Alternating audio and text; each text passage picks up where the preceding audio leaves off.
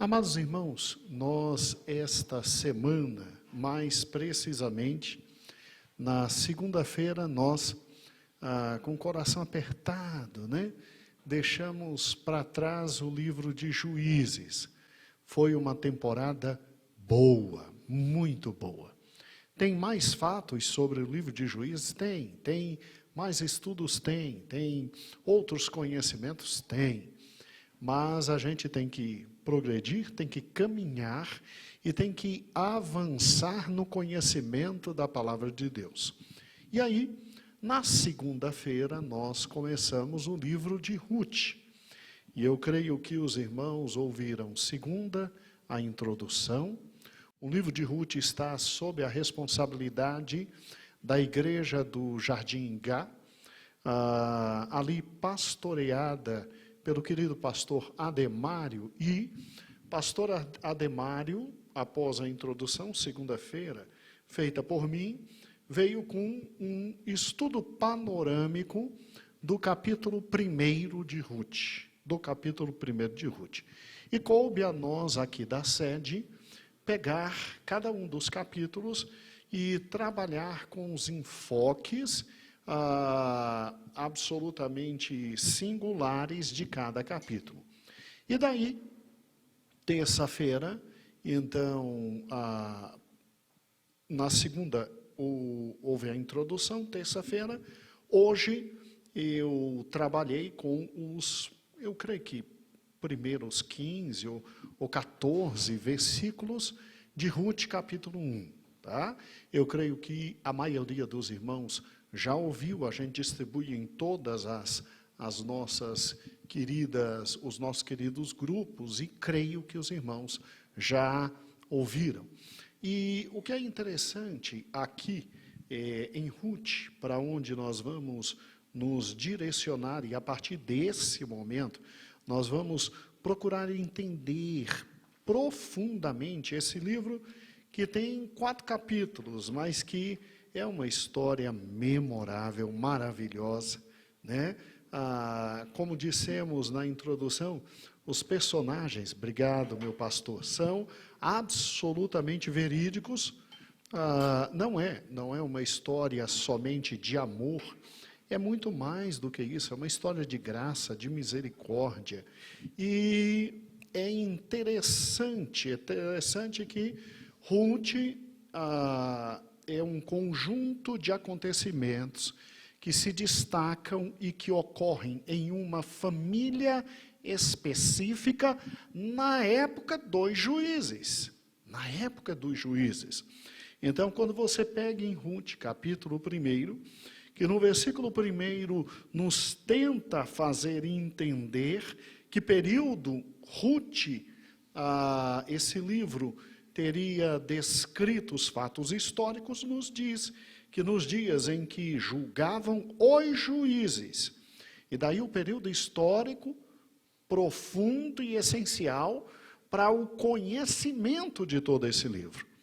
Então, quando Ruth tem os fatos ocorridos, você tem exatamente aquele período histórico que, infelizmente, Josué estava falecido, uma nova geração se levanta que não conhecia a Deus, e ora vivia aos pés do Senhor quando um juiz estava presente, ora vivia aos pés do diabo, porque essa é a verdade.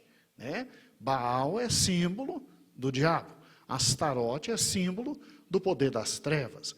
E você tem um povo profundamente ambíguo, aquele povo que ora está com o pé na igreja, ora está com o pé absolutamente fora de Siló. Um povo que, enquanto o juiz estava vivendo, você tem um povo digno da presença do Senhor. E com prosperidade, com alegria, com felicidade. Agora, no momento em que aquele juiz morria, lá ia o povo se juntar com os cananeus, e se juntando com os cananeus, fazer tudo aquilo que era contrário à presença de Deus. E nós tivemos várias quartas-feiras estudando todo o contexto histórico, social, político, econômico, religioso do livro de Juízes, que é o mesmo contexto aqui. E o que é interessante é que aqui se conta o drama de uma família que vive nesse momento histórico. Um homem que morava em Belém, sim, Belém, ali no sul da nossa querida Canaã, um homem que morava em Belém, ele simplesmente, por nome Elimeleque, tem e vê e discerne um momento muito difícil na comunidade dele. Sério, pastor, sério. Ele vê a fome se aproximando. Assim começa Ruth. Ele não está passando fome. Elimeleque, sua esposa Noemi e seus 2 filhos não estão passando fome. Eles estão vendo a fome se aproximando. Eles olham para a terra está um pouco mais seca do que de costume. Eles olham para o céu e o céu não está de brincadeira. Era céu de brigadeiro, era um céu talvez tão lindo quanto o céu de Brasília quando não chove. Mas eles precisavam de chuva. Nós vimos exatamente Canaã, nos estudos de Juízes, a hidrografia, era uma terra de, sim, rios. Principal rio, Rio Jordão. Lá em cima, o Mar da Galileia, aqui embaixo, o Mar Morto. Mas eram rios de opulência ínfima, aonde todo aquele mundo da agricultura que dependia da irrigação não tinha possibilidade de irrigação com aqueles rios. Então, o índice pluviométrico era fundamental, as chuvas essenciais. E aí, vamos lá, pensa comigo, é simples entender. Você olha para o céu, não tem uma nuvem. Você olha para a terra secando, você olha para o gado morrendo. Você vê a agricultura indo para o espaço. O que você pensa? Tá feio. Vou para outro canto. E é interessante que esse homem, Elimeleque, ele, segundo a palavra de Deus, ele olha para a esposa e diz, a gente está em Belém, mas nós vamos para Moabe. Nós vamos para Moabe. Irmãos, dói no coração. Belém é a junção de dois radicais hebraicos, Bet-Helen, que significa casa do pão. Casa do pão. E Geraldo, eles foram buscar pão a 80 quilômetros da casa do pão. É doloroso isso, irmãos. É de um significado. Deus não tinha dito que não faltaria chuva. Deus não tinha dito que não faltaria água. Deus não tinha dito que da terra ia manar leite e mel, como sinônimo de dádivas, de agricultura maravilhosa. Eunice, Deus tinha prometido ao seu povo uma terra maravilhosa. Uma terra maravilhosa. Só que a terra estava seca. A terra estava horrível. Ou seja, o que nos faz entender que na época em que Ruth e sua saga ocorreram, foi exatamente um daqueles momentos em que, está descrito lá em Juízes, e o povo fez o que era mal diante do Senhor. E aí a consequência é a mão do Senhor. É o peso consequencial da desobediência. Então, historicamente, Ruth é a história de uma família no momento histórico dos Juízes. E o período exato é um período em que, infelizmente, o povo estava diante de Deus. E o povo vivia na terra de Deus. E o povo sabia que aquela terra quem tinha dado era Deus. E o povo sabia das promessas de Deus, só não queria servir a Deus. A mão de Deus vem. E este homem com esta mulher e os seus 2 filhos descem para morar em Moabe.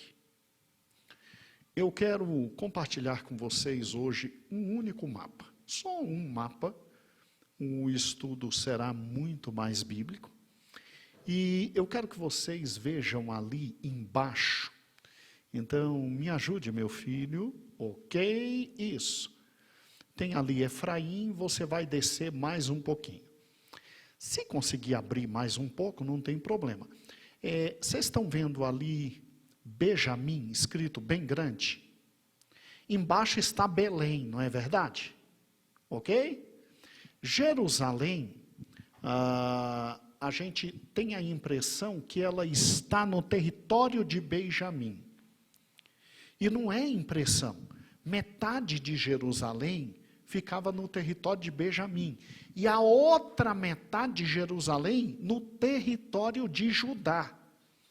Então, Davi, quando conquista Jerusalém, ele foi muito inteligente quando ele coloca a capital do império dele ali. Ele estava atendendo, ao mesmo tempo, requisitos das tribos de cima e das tribos de baixo. Ele bota bem no meio do mapa. E aí ele, de forma muito esperta, ele atinge. Mas eu não quero Jerusalém, eu quero Belém. Esse povo vivia em Belém, ali em Judá, terra do pão. E aí Elimeleque e Noemi vão descendo. Desça, meu filho, por gentileza. Eles descem, eles fazem todo esse caminho do lado do Mar Morto. É deserto, mas tem caminho aí. Descem, descem, descem. Aí eles fazem a curva ali. Está vendo ali? E eles vão para Moabe. Edom está embaixo, Moabe está em cima. Eles então andam 80 quilômetros.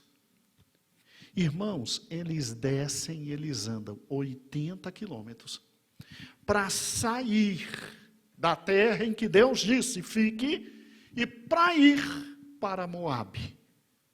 E aí o que acontece? Pode voltar para mim, filho. Aí ocorre algo extremamente simples. Quando você sai da vontade de Deus e quando você deixa as premissas divinas, quando você passa a viver de forma a não se conformar com a palavra de Deus, você está sujeito ao quê? A tudo. Absolutamente sujeito a tudo. E o que acontece com Noemi? Morre o marido. Só isso que acontece. Morre o marido. E aí um certo fôlego de vida vem nela, porque ela tem pelo menos 2 filhos. Segundo a palavra de Deus, cada um dos filhos a sustentaria. Cada um dos filhos protegeria. Cada um dos filhos com ela estaria. Então ela não está só. E os filhos, obviamente, se casam. Versículo 4. O marido morre, versículo 3. E aí os filhos se casam com 2 moabitas. E era o nome de uma órfã e o nome de outra, Ruth. E ficaram lá 10 anos. E é interessante o que acontece depois de 10 anos. Morre o filho mais velho, que casado estava com Ruth, e morre o filho mais novo, que casado estava com Orfa. Irmãos, olha a tragédia. ela sai da terra do pão para morar em Moabe.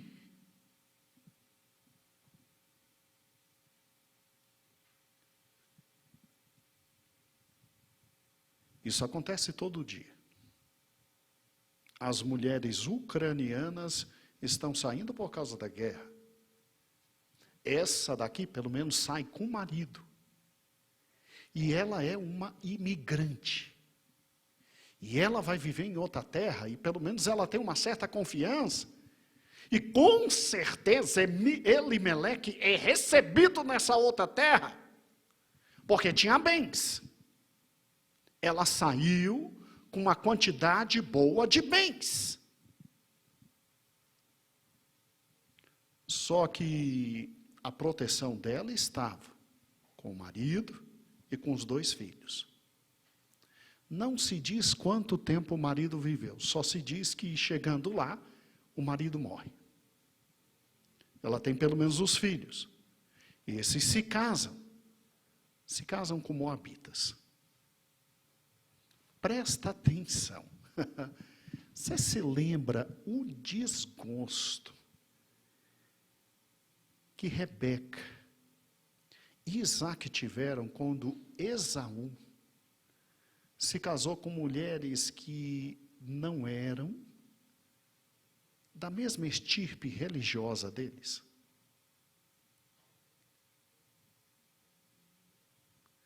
Vem Orfa, vem Ruth, com costumes, ideias, moral, vida moabita. Para quem não se lembra, os moabitas são filhos de sobrinho de Abraão. Obrigado, meu pastor. Ló. Com suas filhas. Meu Deus, pastor, como é que Ló pega a filha? Uai. Ló estava em Sodoma e Gomorra. Lá valia tudo. Lá não se tinha limites. Lá a vida era louca. E as meninas lá tinham aprendido que deitar com o pai e com a mãe está valendo tudo. Encher o pai de vinho, o pai nem viu, manteve relações com as filhas e geraram os amonitas e os moabitas. Agora escute.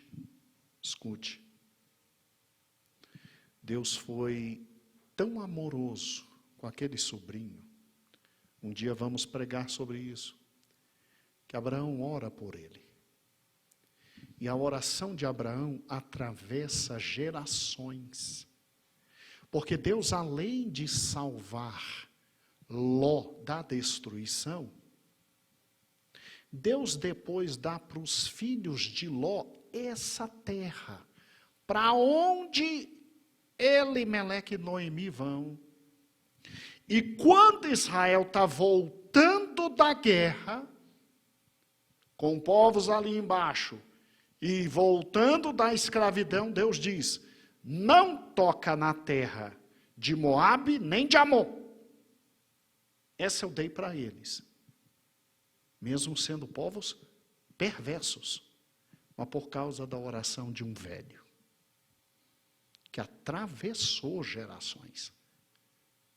Agora, olhe que interessante, vão para uma terra como essa. E é esse tipo de mulher que esses meninos têm. Sim, mas qual o problema? Talvez nenhum, talvez a família de Noemi já admitisse o sincretismo religioso, já vivia na época dos juízes. Já havia o costume entre os judeus, ao invés de expulsar aqueles povos de lá, se unir em família com os cananeus para evitar guerra, quando Deus tinha mandado matá-los. Então escute. Vem essas 2 meninas.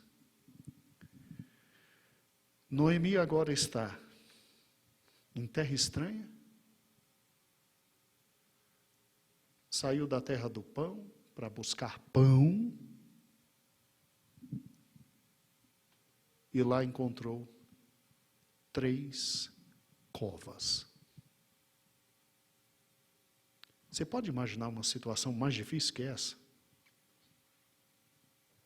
Eu estava fazendo o comentário de hoje, de Ruth, acho que os irmãos ouviram, não vou perguntar quem ouviu para não ser indiscreto. Mas o comentário de hoje fui eu que fiz, o de amanhã também, o de sexta também. Sábado é essa pregação que vai ser reproduzida, e aí os irmãos do Jardim Gá retornam na segunda-feira, e eles sempre vêm com uma palavra panorâmica, e a gente da sede, dividindo a palavra deles e aprofundando e ajudando. Olha que interessante, eu estava pensando Noemi. Noemi, quando tudo isso recai sobre ela, ela devia estar, em média, com os seus 55, 60 ou 65 anos. Porque quando ela diz que vai voltar, e as duas dizem, nós vamos voltar com você, ela diz, não volta não, eu não tenho como gerar mais filhos. E mesmo que eu tivesse como gerar filhos, até crescer, nenhum deles poderá ficar com vocês por causa da lei do levirato. Não tem como eles suscitar descendência e cuidar de vocês como esposa. Para quem se esqueceu, a lei do levirato era uma das mais interessantes e lindas leis do Velho Testamento, onde se protegiam mulheres. Então, por exemplo, sou casado com Dinha, Érica com Jesuá, Mércia com Lutero. Imaginando que eu morra, o Lutero teria que, sim, assumir Dinha, para que ela não passasse nenhuma fome. E admitindo que o Lutero morresse, Jesuá ia ter que assumir como esposa tanto a Dinha quanto a Mércia. Tá? Agora, os filhos que o Jesuá suscitasse com Dinha eram meus filhos. E com Mércia eram filhos do Lutero que morreram. Então, é uma lei para proteger as mulheres, que nessa época não podiam trabalhar fora, não tinham economia, não tinham condições de vida. Não havia essa noção de igreja para protegê-las. Então, a proteção era em família mesmo. E Noemi diz, eu sou velha. Nessa época, eu estava lendo, o ciclo menstrual de uma mulher, tal como hoje, ele simplesmente deixava de existir ali entre 50 e 55 anos, no mais tardar 56 anos. Aí o ciclo menstrual deixando de existir, ela não pode mais gerar crianças. Daí porque Sara ri quando Jesus disse que ela ia ter um filho. E aí Jesus, de maldade, olha para a cara dela e diz, então o nome do filho é Risada. Isaac. É risadinha. E vai botar o nome risadinha, para ver que não estou brincando com a história. Então, olha que interessante. Se ela não podia mais gerar filhos, como o texto bíblico diz, então ela era uma senhora dessa idade. Agora, presta atenção, uma coisa é uma mulher aos 50, 55, 60 anos hoje. A mulherada hoje, chegando a 50, 55, 60, rapaz, ainda está como os meninos dizem, com tudo em pé, está bonita, está com cabelo vistoso, está com unha maravilhosa. Se a unha não fica maravilhosa, bota alguma coisa que troca a unha. Tem tudo que é técnica. Tem todas as técnicas do mundo. Mas naquela época, uma mulher com a dificuldade que tinha, com o trabalho braçal que tinha, estava arrebentada. Então escute, olha a vida de Noemi. Noemi, então, ela sai com o marido, sai com recursos, tanto é que são recebidos em Moabe. Isso fica muito claro mais ou menos no final, né, do capítulo número 1, né, e literalmente, quando ela volta, versículo 21, ela diz: ditosa eu parti, porém o Senhor me fez voltar pobre. Então a palavra ditosa está dizendo o quê? Cheia de grana, com dinheiro no bolso. Com dinheiro no bolso eu parti, porém o Senhor está me fazendo voltar pobre. Então uma mulher que simplesmente ela sai da terra de Deus, onde havia a promessa de Deus, vai para uma terra estrangeira, vê seu marido morrer, vê seus filhos casarem e vê seus filhos morrerem, e ela ouve falar que voltou a ter pão em Belém. Adivinha por que voltou a ter pão? Porque de alguma forma, Eunice, Deus tinha levantado, já que é a época de juízes, um juiz, o povo voltou a servir a Deus e Deus voltou a abençoar a terra. Daí voltou a ter pão. E aí ela diz: eu vou voltar, eu quero voltar. E as duas noras desejam voltar com ela. Uma realmente volta, a outra se despede, porque ela estava com tanta amargura, que ela dizia: o que está me esperando lá é fome, o que está me esperando lá é tristeza, o que está me esperando lá é viver do que sobra, o que está me esperando lá é viver na mais baixa econômica espécie de vida. Então, fiquem aqui, vocês são novas, volta para a casa do pai de vocês, arrumem marido, vão viver, que Deus abençoe vocês. Eu, porém, eu vou voltar. E aí, uma volta e a outra não volta. E aí eu te convido se ainda não ouviu o estudo de hoje, ouça em casa, e se já ouviu, amanhã tem mais, e depois de amanhã tem mais. Já está gravado de quinta e sexta. Maravilhosos os estudos. E eu quero lhe chamar a atenção para um fato muito interessante aqui. A pergunta que eu faço essa noite é: Noemi e Elimeleque. Elimeleque e Noemi precisavam ter descido para Moabe? Será que havia realmente necessidade de descer para Moabe?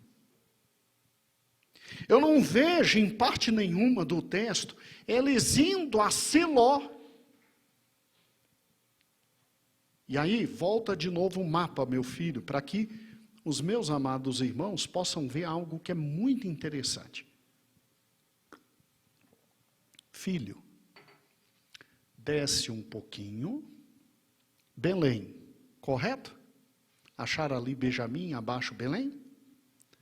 Sobe comigo um pouquinho, lá em Efraim, está vendo Siló? Vem ali Betel, Ofra e Siló. Está vendo Siló bem no cantinho, perto do amarelo? Gente, de Belém para Siló, é quase 1/10 do caminho de Belém para Moabe. Porque de Belém para Moabe tem que descer tudo. Quer ver? Desce comigo, filho. Vai descendo até Moabe. Olha o tanto que eles andaram. 80 quilômetros, pode descer. Tem que dar a volta no Mar Morto todinho, mais um pouquinho, filho, para depois ir para Moabe. Agora, volte lá na imagem. É fundamental que você veja isso.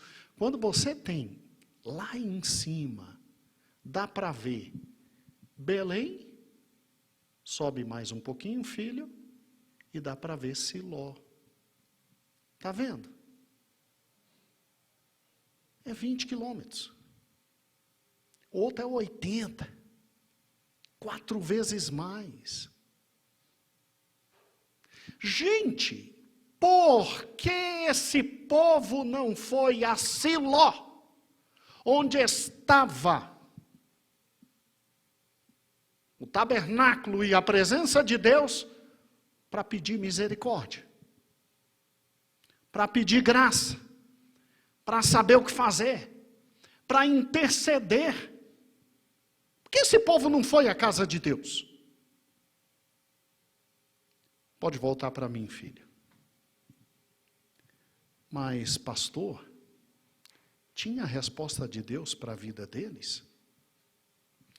Deixa eu te mostrar um segundo texto, muito interessante, que está no livro de 2 Reis. Vamos juntos? Pegue o livro de 2 Reis.